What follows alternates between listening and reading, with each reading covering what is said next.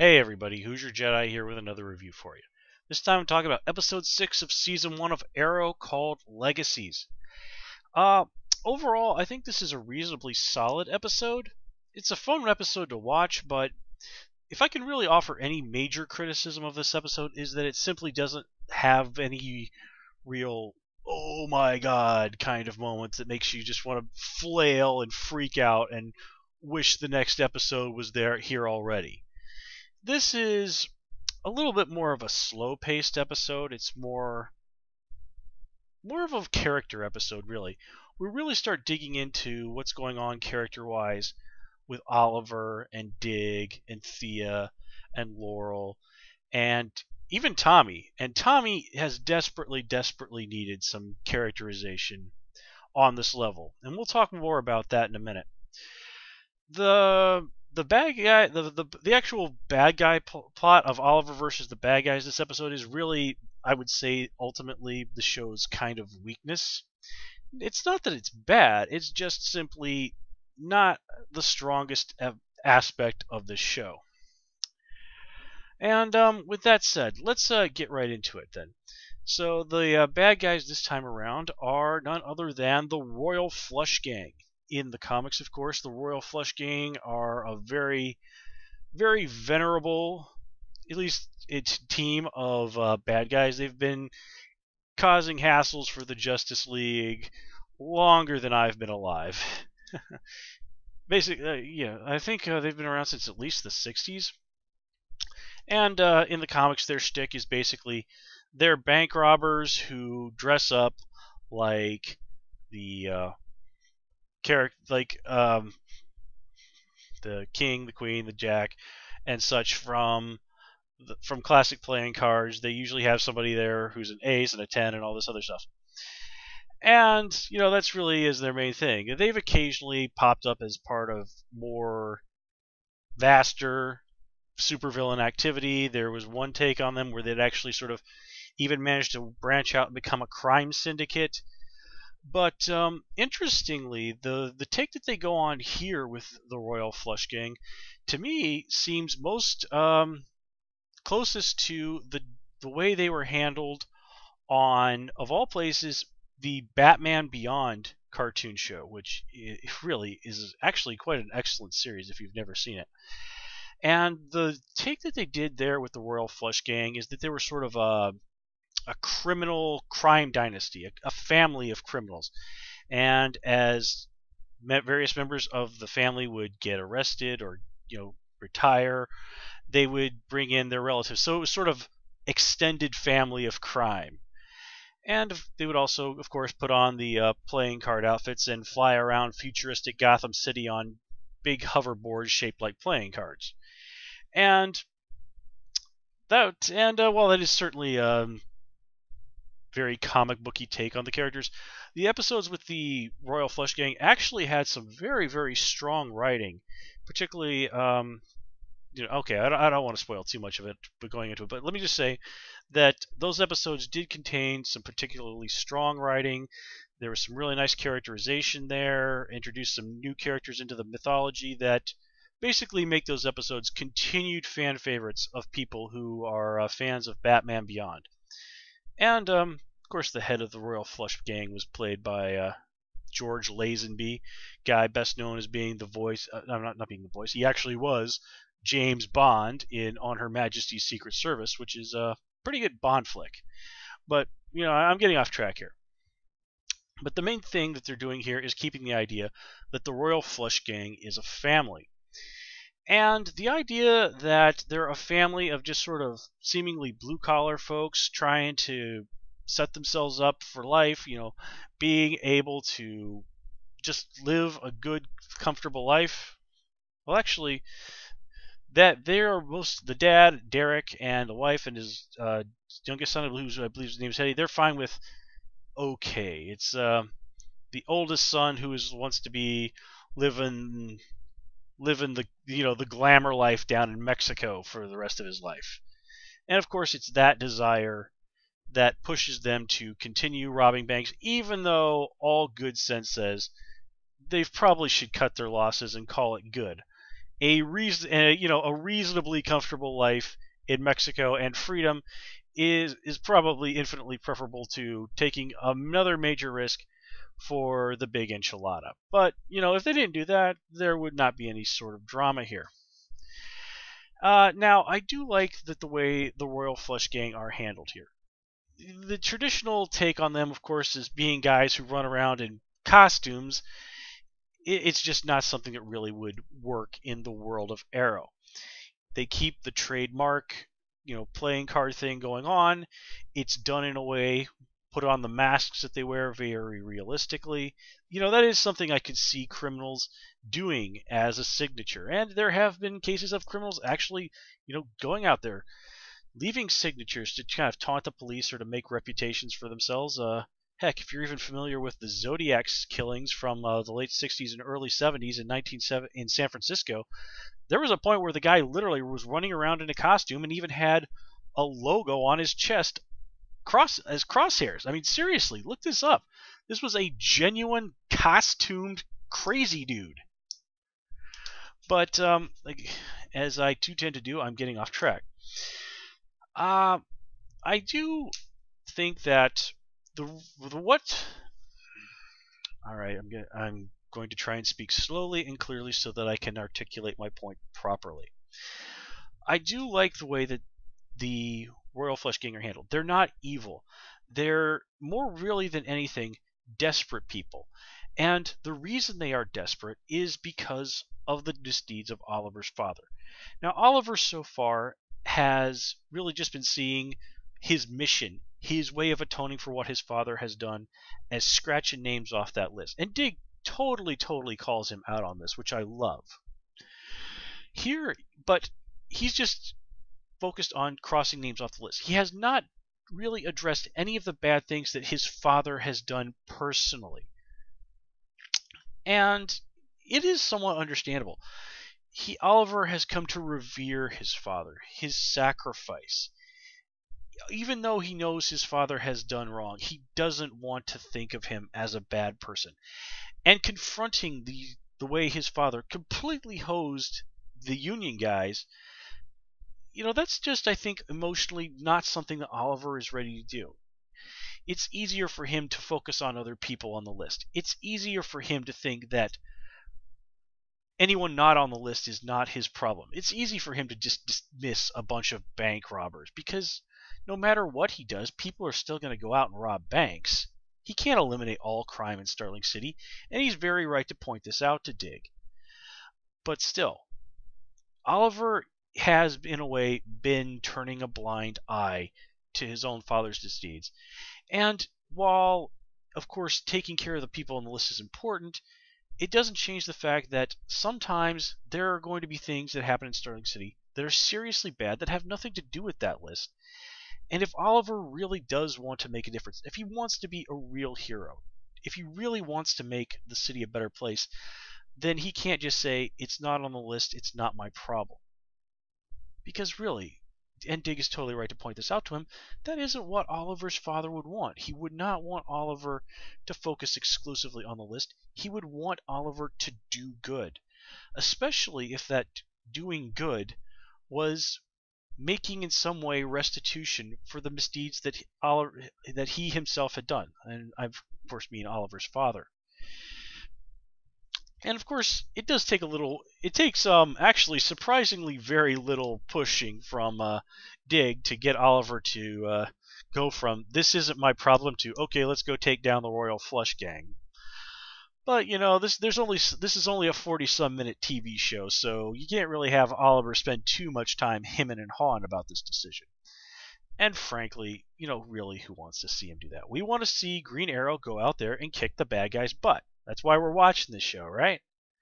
So I'm glad that they addressed that issue. That highlighted an aspect of Oliver's character.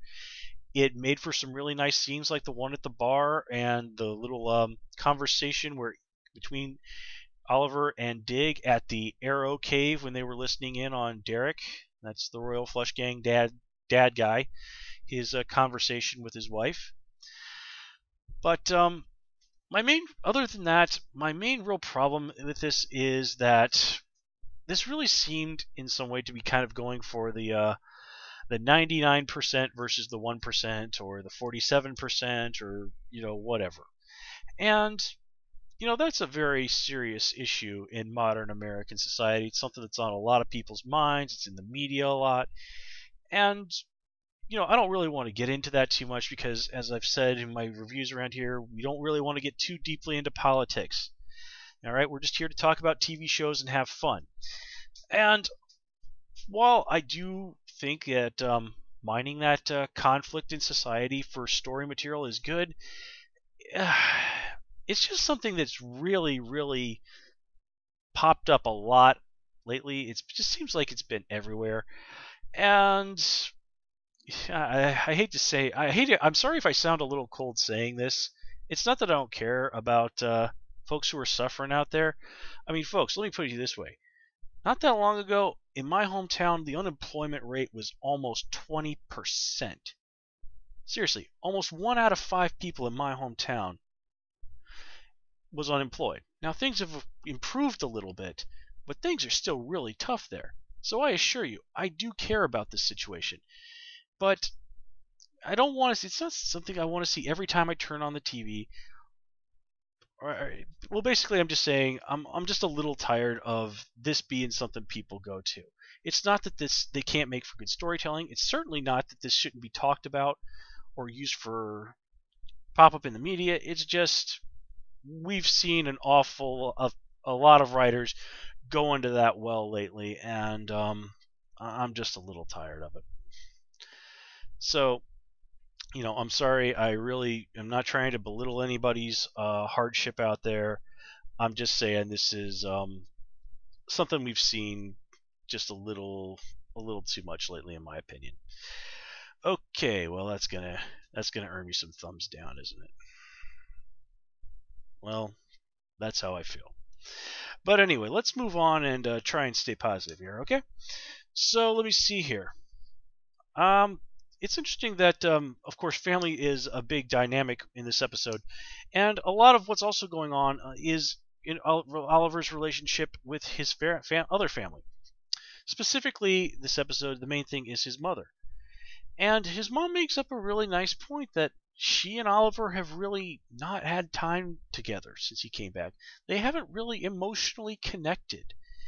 And the idea that Oliver coming back basically from the dead after all those years and then not ever really being able to have any real connection to him, that has to be incredibly painful for Moira. And as she does point out, it really does seem like Oliver has shown virtually no real consideration for her feelings in that regard.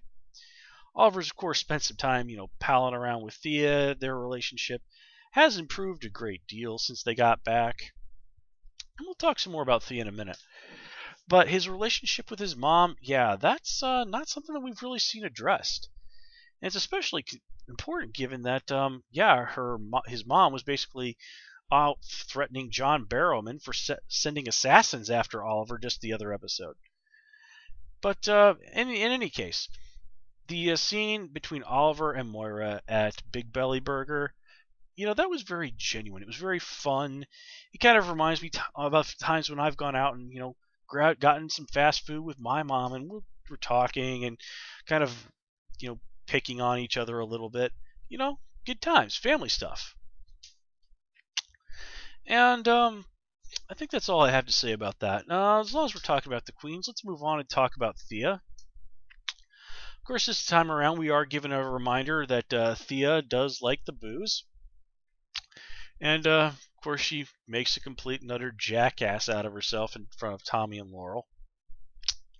But our main thing this time around is that Thea apparently has a thing for Tommy and thinks that Tommy apparently is willing to mac on high school girls.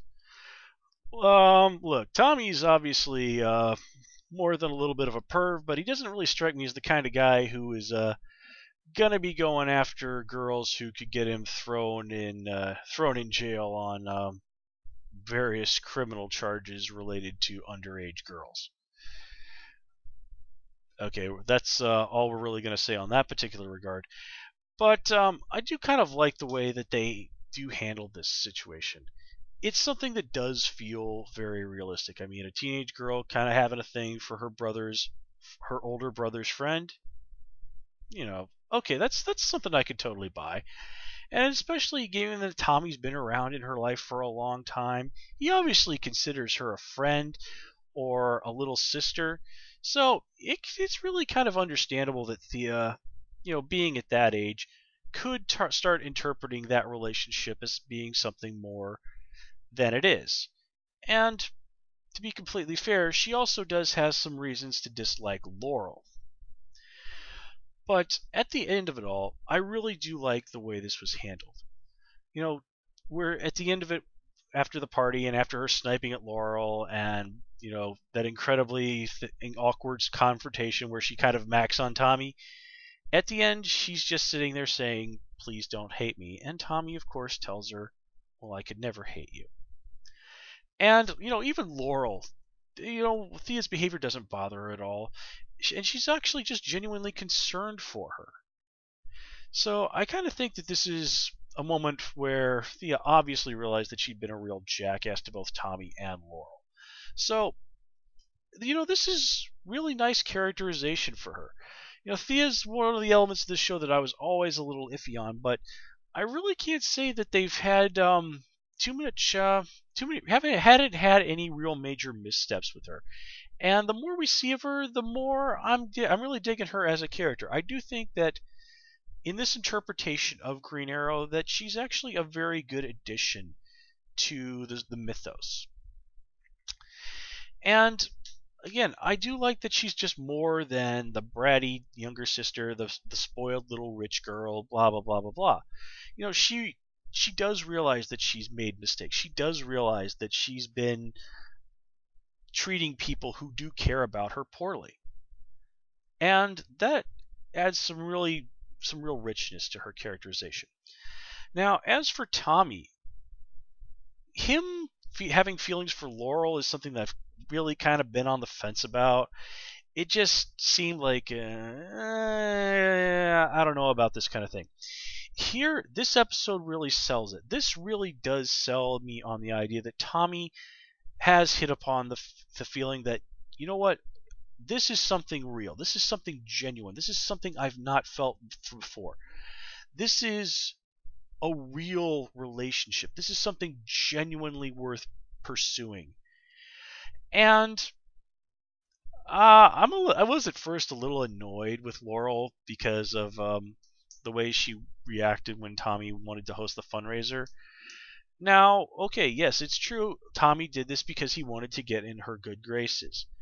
But Thea's advice to him was actually very sound. It is classic relationship advice. When you want to forge a stronger bond with someone, you should try and take an interest in the things that interest them. Now, that's not always going to work out.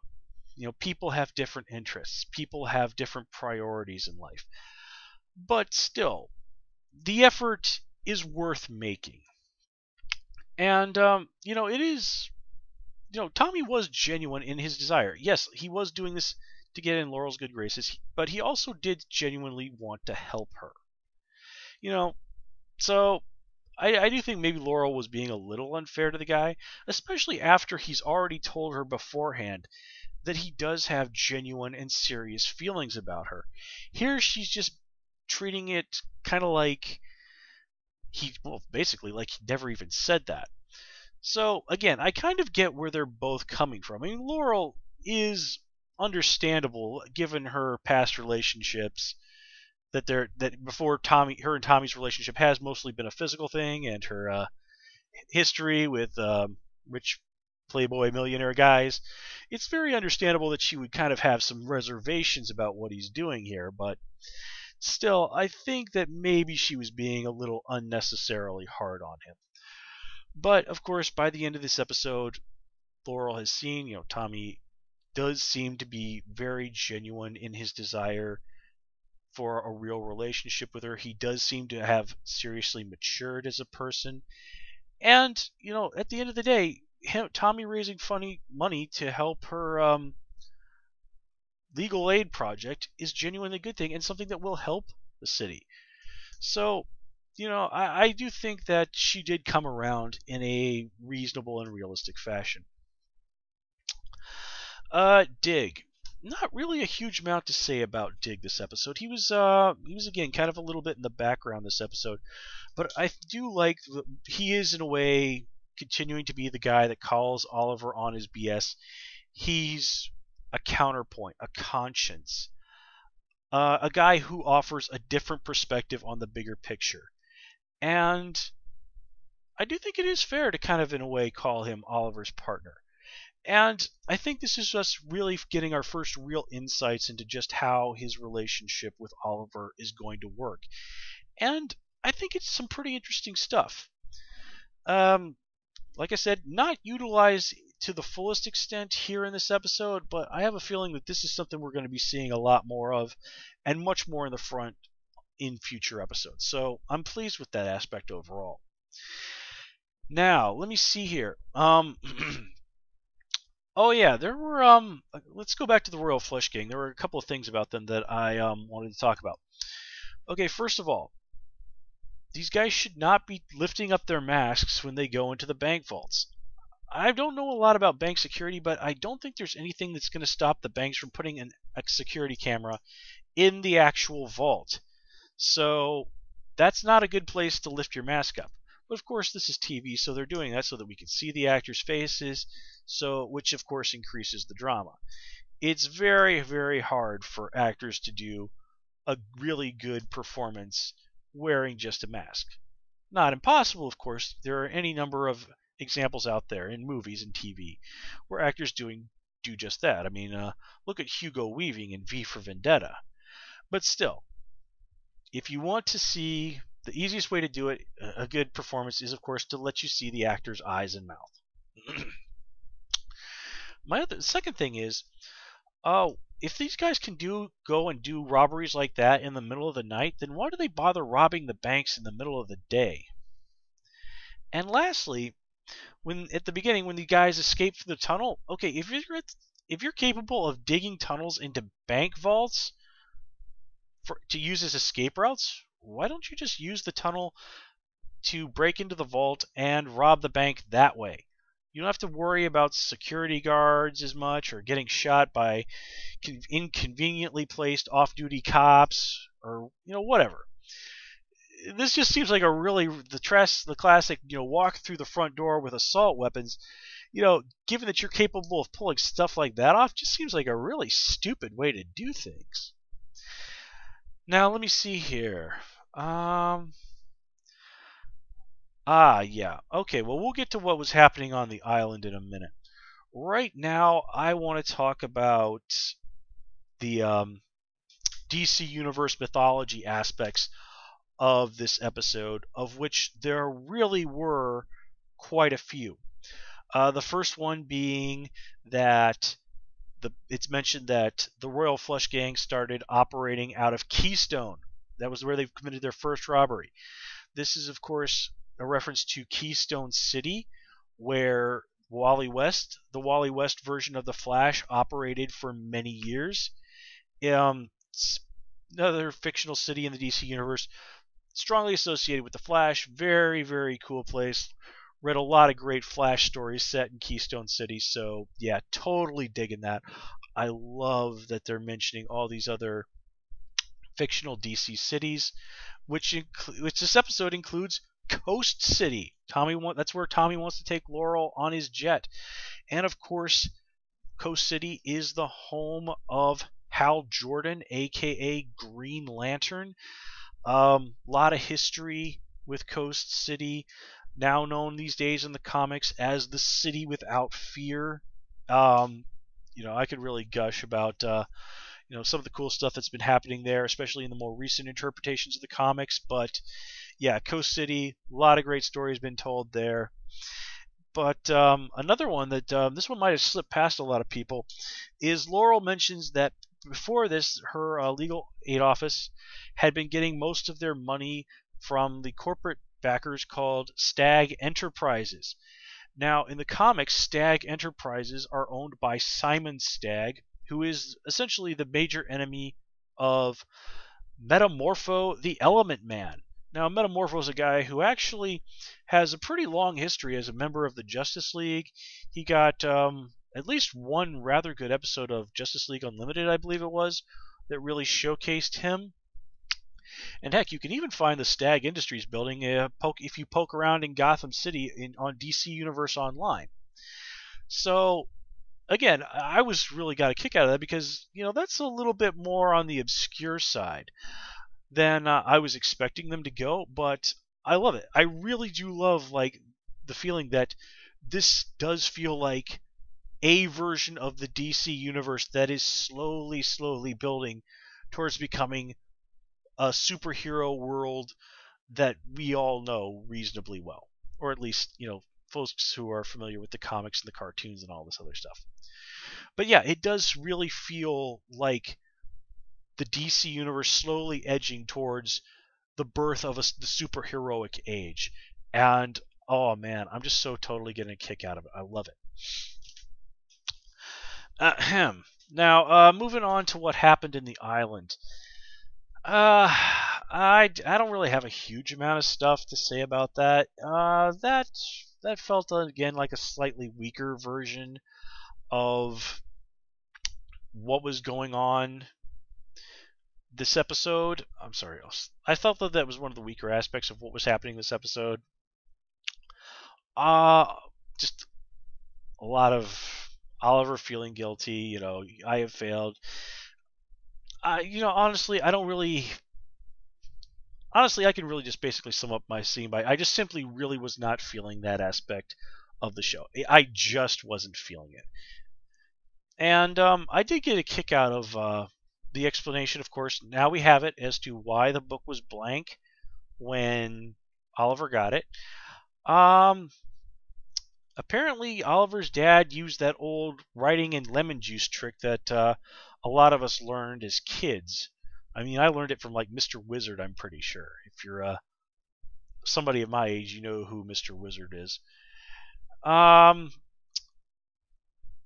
really sure if okay, maybe he didn't literally write it in lemon juice. I kind of doubt that actually, but I had a feeling that might be what they were going to do with the empty notebook.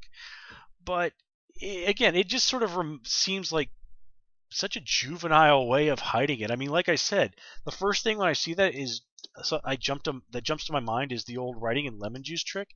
I mean, that's something for children. So it just really doesn't feel to me realistic. That doesn't seem realistic to me that a billionaire would resort to a child's science experiment trick to hide information that valuable. I suppose that's the best way of putting it. Now, let me have a quick look at my notes here. Okay, folks, that does wrap up what it is that I wanted to talk about this episode. Overall, pretty good episode. Have a few weak elements, but still pretty solid episode. I'm definitely looking forward to some of the things that I've been hearing about that are going to be coming down the lines in future episode. Important new character. I just actually heard about who was cast to play him today. I won't say anything further than that, other than the fact that we're going to be having some really cool characters from the greater DC universe popping up in future episodes of this show. And from what I've been seeing online, it looks like they're going to be played by some very good actors. This series, I'm totally loving it.